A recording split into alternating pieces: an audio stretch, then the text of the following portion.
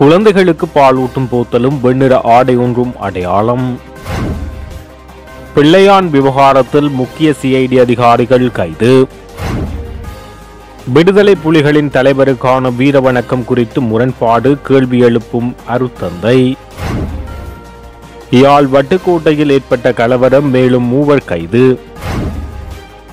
விடுதலை புலிகள் அமைப்பினரின் பெயரை வைத்து கொழும்பில் காய் நகர்த்த முற்படும் சதித்திட்டம்.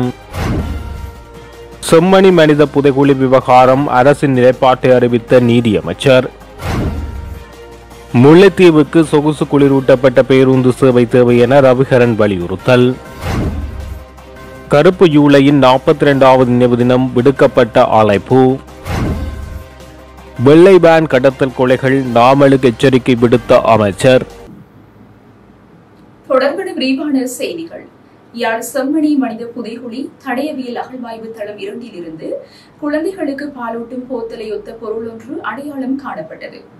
செம்மணி சித்துப்பாத்து இந்து மயானத்தில் அடையாளம் காணப்பட்ட மனித புதைகுழி அருகில் மேலும் புதைகுழிகள் இருக்கலாம் என செய்மதி படங்கள் மூலம் சில பகுதிகள் சந்தேகத்தின் அடிப்படையில் அடையாளப்படுத்தப்பட்டு தொல்லியல் பேராசிரியர் ராஜ் சோமதேவாவினால் நீதிமன்றத்தின் உத்தரவுக்கு அறிக்கை சமர்ப்பிக்கப்பட்டது. அந்த பகுதிக்குள் நீதிமன்ற உத்தரவுக்கு அமைய தடயவியல் அகழ்வாராய்ச்சி தளம் 2ஆக அறிவிக்கப்பட்டு யாழ்ப்பாண பல்கலைக்கழக தொல்லியல்துறை மாணவர்கள் மற்றும் நல்லூர் பிரதேச சபையின் பணியாளர்கள் உதவியோடு அகழ்வு பணிகள் கடந்த ஜூலை மாதம் 2ஆம் தேதி ஆரம்பமாகியது. அங்கு நேற்றைய தின அகழ்வு பணிகள் இடம்பெற்றுக் கொண்டிருந்த போது குழந்தைகளுக்கு பாலூட்டும் போத்தலை ஒத்த பொருள் ஒன்றும் வெள்ளை நிற ஆடை ஒன்றும் அடையாளம் காணப்பட்டுள்ளது. இன்று அகழ்வின் பின்னரே தொடர்பான மேலதிக தகவல்கள் கிடைக்கப்பெறும் என அறிவிக்கப்பட்டுள்ளது.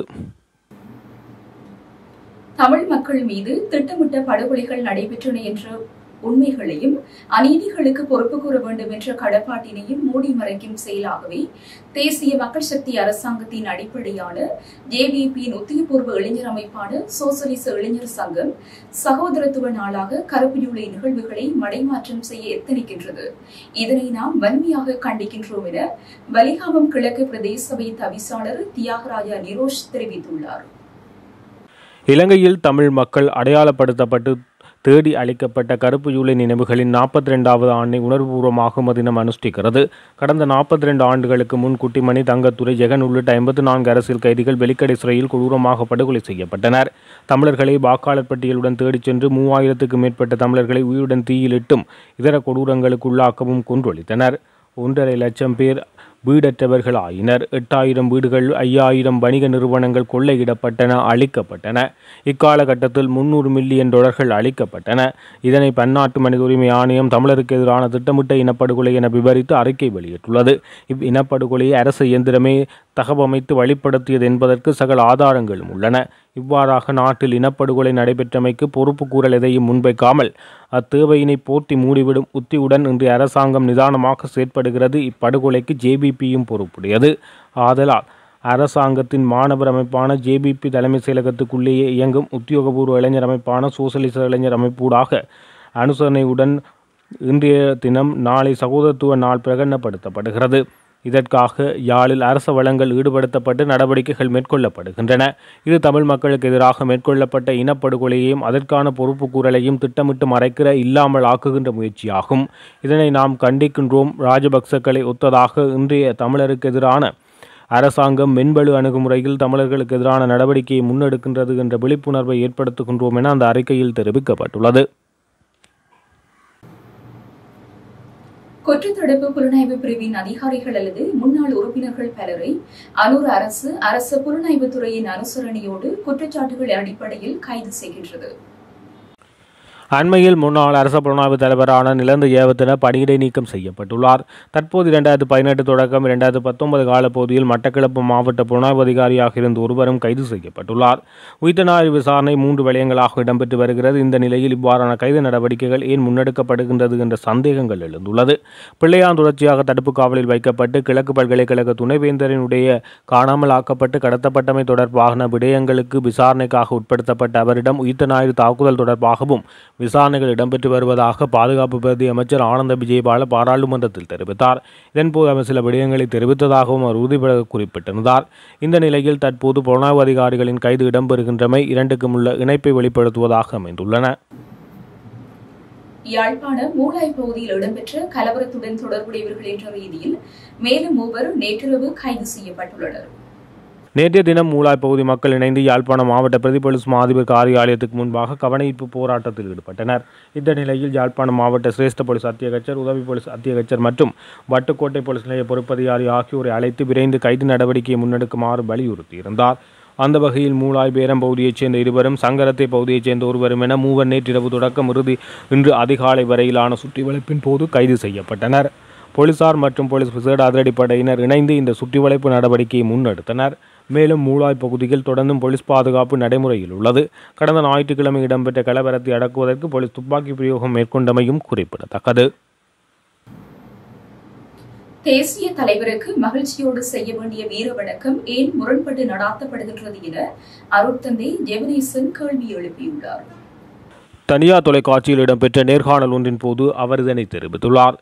தேசிய தலைவருக்கு வீர வணக்கத்தை செலுத்த வேண்டும் என தீர்மானிக்கப்பட்டுள்ளமை மகிழ்ச்சி தருகின்றது என அவர் சுட்டிக்காட்டியுள்ளார். மேலும் நாம் ஒற்றுமையோடு சேர்ந்து குரல் கொடுத்தால் நாடு முன்னேறி செல்லும் என அவர் குறிப்பிட்டுள்ளார். இந்த நிலையில் தேசிய தலைவர் பிரபாகரனுக்கு வீர வணக்கம் செலுத்துகின்ற நிகழ்வை தமிழ் மக்கள் பெரும்பான்மையினர் புறக்கணித்து வருகின்றனர். ஒரு சில தரப்பினர் வேண்டுமென்றே பெரும்பான்மை அரசாங்கத்தின் திட்டமிட்ட சதி நடவடிக்கையையும் போர்க்குற்றங்கள் தொடர்பாக தமிழர்கள் இனப்படுகொலை இடம்பெற்றது என்பது தொடர்பாக மௌனிக்க வைப்பதற்காகவும் விடுதலை புலிகள் இயக்கம் மீண்டும் செயற்படுகின்றது, இன்னொரு தலைமையின் கீழ் செயற்படுகின்றது அல்லது புத்துயிர் வருகின்றது என்பதை வெளிப்படுத்தும் விதமாக திட்டமிட்ட வகையில் ஒரு சில குறுப்பினரால் அல்லது புலனாய்வு பிரிவினரால் வேண்டுமென்றே இவ்வாறான செயற்பாடுகள் மேற்கொள்ளப்படுவதாக தொடர்ச்சியாக குற்றச்சாட்டு முன்வைக்கப்பட்டு வருகின்ற நிலையில் இவர் இவ்வாறு தெரிவித்துள்ளார். சுரேசாலை எப்போது வேண்டுமானாலும் கைது செய்யப்படலாம் என்ற ஒரு நிலை உருவாகியுள்ள நிலையில் ஆயுதங்களோடு முன்னாள் புலிகள் இயக்க உறுப்பினர் கைது செய்யப்பட்டதாக ஒரு செய்தி மிக வேகமாக பரப்பப்படுவதில் சதி உள்ளதாக தெரிவிக்கப்படுகிறது. 16 வருடங்களின் பின்னர் புலிகள் ஆயுத நகர்வை மேற்கொள்ள தயாராகிறார்கள் என்ற கதையை இப்போது அவிழ்த்து விட்டிருப்பது தங்கள் மீதான கடுமையான விசாரணைகளை திசை திருப்புவதற்கான ஒரு முயற்சியாக இருக்கும் என சந்தேகம் எழுந்துள்ளது. சிலவேளை முன்னர் கோடபாய ராஜபக்சவை ஆட்சி கட்டில் ஏற்றிய ஈஸ்டர் குண்டு தாக்குதலை நிகழ்த்தினார்கள் என்பது போல் சுரேசாலை மீதான கைது நெருங்குகிறது என்ற போது ஒரு தாக்குதல் திட்டத்தை வகுக்கிறார்களா என்ற சந்தேகம் எழுகிறது. இந்த நிலையில் கொழும்பில் புலிச்சாயம் பூசப்படும் இந்த சதி நடவடிக்கை தொடர்பில் ஆழமான அவதானிப்பை முன்வைக்க வேண்டும் என விமர்சகர்கள் தெரிவித்துள்ளனர்.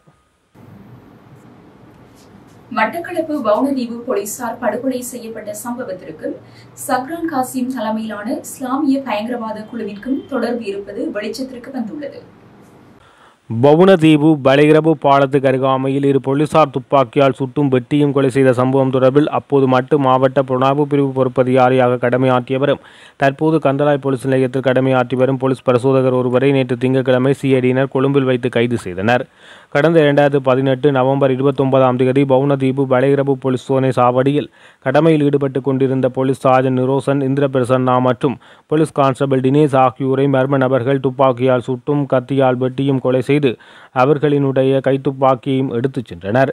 இந்த சம்பவம் தொடர்பாக முன்னாள் விடுதலை புலிகளில் இருந்து புனர்வாழ்வு பெற்று வெளிவந்த வவுனதீவு கரையாக்கன் தீவு பகுதியைச் சேர்ந்த அயந்தன் என்பவர் பாவித்து வந்த ஜக்கெட் பாலத்தின் கீழ் வீசி எறிந்து கிடப்பதாகவும் அவர் இந்த படுகொலையை செய்ததாக அரசு மற்றும் புலனாய்வு பிரிவினர் அறிக்கையிட்டதை அடுத்து அவரை கடந்த 2018 நவம்பர் 30 போலீசார் கைது செய்தனர். இதில் கைது செய்யப்பட்ட முன்னாள் போராளி பயங்கரவாத தடை சட்டத்தின் கீழ் கொழும்பில் உள்ள சிஐடி 4ஆம் மாடியில் தடுத்து வைக்கப்பட்டார். இதனையடுத்து உயிர்த்த ஞாயிறு தாக்குதலுடன் தொடர்புடைய சஹ்ரான் குழுவினரே இந்த தாக்குதலை செய்ததாக உறுதிப்படுத்தி கைது செய்யப்பட்ட முன்னாள் போராளியை விடுதலை செய்தனர். தேசிய மக்கள் சக்தி ஆட்சியை கைப்பற்றியதை அடுத்து இந்த உயிர்த்த ஞாயிறு தாக்குதல் தொடர்பான விசாரணைகள் மீண்டும் முன்னெடுத்த நிலையில் இந்த போலீசார் படுகொலை சம்பவத்தின் உண்மை சம்பவத்தை மூடி மறைக்கப்பட்டு விடுதலை புலிகள் முன்னாள் போராளி மீது பழி சுமத்தப்பட்டதை கண்டறிந்தனர். இலங்கை அரசால் தமிழ் மக்கள் மீது திட்டமிட்டு அரங்கேற்றப்பட்ட கருப்பு ஜூலை 1993 படுகொலையின் 42ஆம் ஆண்டு நினைவேந்தல் யாழ்ப்பாணத்தில் அனுஷ்டிக்கப்பட உள்ளது. தமிழ் தேசிய மக்கள் முன்னணியின் ஏற்பாட்டில் ஜாழ்நகர முனியப்பர் கோவிலடியில் இன்று மாலை 5 மணியளவில் கருப்பு ஜூலை நினைவேந்தல் நிகழ்வு இடம்பெற உள்ளது. தமிழின படுகொலைக்கு சர்வதேச நீதி கோரி முன்னெடுக்கப்படும் இந்த நினைவேந்தல் நிகழ்வில் அனைவரையும் கலந்து கொள்ளுமாறு தமிழ் தேசிய மக்கள் முன்னணியின் பொதுச் செயலாளர் செல்வராசா கஜேந்திரன் அழைப்பு விடுத்துள்ளார். கருப்பு ஜூலை என்பது பொதுவாக தமிழ் போராளிகளுக்கும் இலங்கை அரசாங்கத்துக்கும் இடையிலான இலங்கை உள்நாட்டுப் போரின் தொடக்கமாக கருதப்படுகிறது.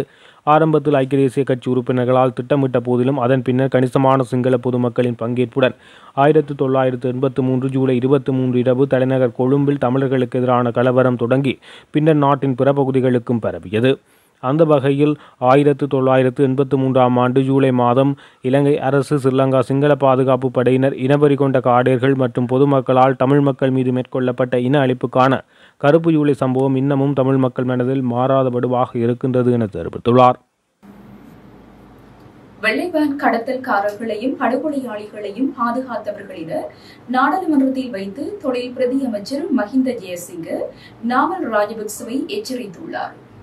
வெள்ளைவேன் கடத்தல்காரர்களையும் படுகொலையாளிகளையும் பாதுகாத்தவர்கள் ராஜபக்சக்கள், எனவே எம்மிடம் வாய் கொடுத்து வாங்கி கட்டிக் கொள்ள வேண்டாம் என அவர் தெரிவித்துள்ளார். குறித்த விடயத்தை நேற்று பாராளுமன்றத்தில் அவர் குறிப்பிட்டுள்ளார்.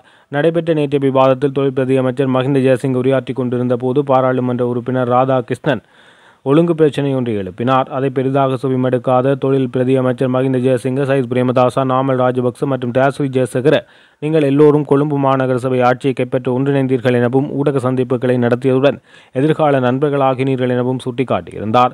இதன்போது குறுக்கிட்ட பாராளுமன்ற உறுப்பினர் நாமல் ராஜபக்சே, நீங்களும் எமது நண்பர் தான் என அமைச்சரை நோக்கி தெரிவித்தார். இதற்கு பதிலளித்த அமைச்சர், நீங்கள் நல்லவர்களா? தாஜினை கொண்டவர்கள் படுகொலையாளிகள், வெள்ளைவேன் கடத்தல்காரர்களை பாதுகாத்தவர்கள். உங்கள் தந்தை எத்தனை பேரை வேட்டையாடினார்? சரத் பொன்சேகாவை என்ன செய்தீர்கள்? உங்கள் எதிர்ப்பவர்கள் இருக்க விட்டீர்களா? ஆகவே என்னிடம் வாய் கொடுத்து வாங்கி கட்டிக்கொள்ள வேண்டாம் என தெரிவித்துள்ளார். யாழ்ப்பாணம் செம்மணி சித்துப்பாத்தி மனித புதைகுழி அகழ்வு பணிகளுக்கு அரசாங்கம் தமது பூரண ஒத்துழைப்பை வழங்கும் என நீதியமைச்சர் ஹர்ஷன நாணயக்கார தெரிவித்துள்ளார். அத்துடன் மனித புதைகுழி அகழ்வுக்காக 11.7 மில்லியன் ரூபாய் நிதி ஒதுக்கப்பட்டுள்ளதாக அவர் சுட்டிக்காட்டியுள்ளார். இந்திய ஊடகம் ஒன்றுக்கு வழங்கிய விசேட நேர்காணலில் அவர் இதனை தெரிவித்துள்ளார். அத்துடன் காணாமல் ஆக்கப்பட்டோருக்கான அலுவலகத்தின் ஒத்துழைப்புடன் அரசாங்கம் தற்போது நாடு முழுவதும் 14 பாரிய புதைகுழிகள் குறித்து ஆராய்ந்து வருவதாக குறிப்பிட்டுள்ளார். பேரழிவு மரணங்கள், காணாமல் ஆக்கப்பட்ட மற்றும் இழப்புகளை அனுபவித்தவர்களின் குறைகளை நிவர்த்தி செய்வதற்கான முழுமையான அரசியல் விருப்பம் தற்போதைய அரசாங்கத்திடம் உள்ளதாக நீதியமைச்சர் தெரிவித்துள்ளார். அந்த வகையில் மனித புதைகுழி விவகாரத்தில் தீவிர கவனம் செலுத்தப்பட்டுள்ளதாக கசன நாணயக்கார சுட்டிக்காட்டியுள்ளார். இதேவேளை நேற்றைய தினம் முன்னெடுக்கப்பட்ட அகழ்வு பணிகளின் போது 8 மனித எலும்புக்கூடுகள் அடையாளம் காணப்பட்டதாக பாதிக்கப்பட்டோர் தரப்பு சட்டத்தரணி BS நிரஞ்சன் தெரிவித்துள்ளார். இதன்படி செம்மணி சித்துப்பாத்தி மனித புதைகுழியிலிருந்து இதுவரை மீட்கப்பட்ட மற்றும் அடையாளம் காணப்பட்ட மனித எலும்புக்கூட்டுகளின் எண்ணிக்கை 80ஆக பதிவாகியுள்ளது.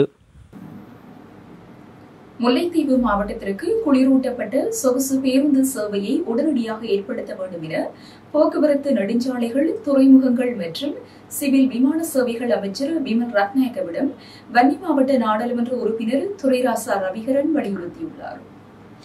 இந்த நிலையில் முல்லைத்தீவு மாவட்டத்தில் குளிரூட்டப்பட்ட சொகுசு பேருந்து சேவையை ஆரம்பிப்பது தொடர்பில் ஆய்வுகளை மேற்கொண்டு அமைச்சின் அடுத்த கட்ட ஆலோசனை குழு கூட்டத்தில் ஆய்வு அறிக்கை தம்மிடம் கையளிக்க வேண்டும் என அமைச்சர் பிமல் ரத்நாயக்கவால் இதன்போது அமைச்சின் அதிகாரிகளுக்கு அறிவுறுத்தல் வழங்கப்பட்டது. போக்குவரத்து, நெடுஞ்சாலை, துறைமுகம் மற்றும் சிவில் விமான சேவை அமைச்சின் ஆலோசனை குழு கூட்டம் 22/7/2025 அன்று பாராளுமன்ற குழு கூட்டத்தில் இடம்பெற்றது. இக்கூட்ட தொகுதியில் பாராளுமன்ற உறுப்பினர் ரவிகரன் அமைச்சர் பிமல் ரத்நாயக்கவிடம் இவ்வாறு வலியுறுத்திய நிலையில் அமைச்சர் மேற்கண்டவாறு அமைச்சின் அதிகாரிகளுக்கு அறிவுறுத்தல் வழங்கினார். இதன்போது பாராளுமன்ற உறுப்பினர் ரவிகரன் குறிப்பிடுகையில், இலங்கையில் உள்ள 25 மாவட்டங்களில் முல்லைத்தீவு மாவட்டத்துக்கு தான் குளிரூட்டப்பட்ட சொகுசு பேருந்து சேவை இல்லை என இவ்வாறு பாரபட்சம் காட்டப்படுகின்றதென்றோ தெரியவில்லை. இந்த கடந்த ஆட்சி காலங்களிலிருந்து தொடர்ச்சியாக இந்த விடயத்தை இவ்வாறு பாரபட்சம் காட்டப்பட்டு வந்த நிலையில் இருந்தது. இந்த அரசாங்கம் அந்த நிலையை மாற்றியமைக்கின்ற வகையில் செயற்பட வேண்டும். இவ்வாறான சூழலில் வெளி மாவட்டங்களிலிருந்து முல்லைத்தீவு மாவட்டத்துக்கு வருகை தந்து பணியாற்றுகின்ற வைத்தியர்கள் மற்றும் உயரதிகாரிகள் குளிரூட்டப்பட்ட சொகுசு பேருந்து சேவையின்மையால் பெருத்த இடர்பாடுகளுக்கு முகம் கொடுப்பதாக நம்மிடம் முறையிடுகின்றனர். இதனால் வெளியிடங்களிலிருந்து எமது முல்லைத்தீவு மாவட்டத்துக்கு வருகை தந்து சேவையாற்றுவதை வைத்தியர்கள் மற்றும் உயரதிகாரிகள் அதிகம் நாட்டம் கொள்ளாத நிலை காணப்படுகிறது. இந்த நிலைமைகளில் மாற்றம் ஏற்பட வேண்டுமெனில் கட்டாயமாக முல்லைத்தீவு மாவட்டத்துக்கு குளிரூட்டப்பட்ட சொகுசு பேருந்து சேவையை கட்டாயம் ஏற்படுத்த வேண்டும் என தெரிவித்துள்ளார். இத்துடன் ஜெஃப்னக்லரியின் மதிய நேர பிரதான செய்திகள் நிறைவடைகின்றன. மேலதிக செய்திகளை அறிந்து கொள்ள www.jeffnaclery.lk என்ற இணையதளத்தின் ஊடாக இணைந்து கொள்ளுங்கள்.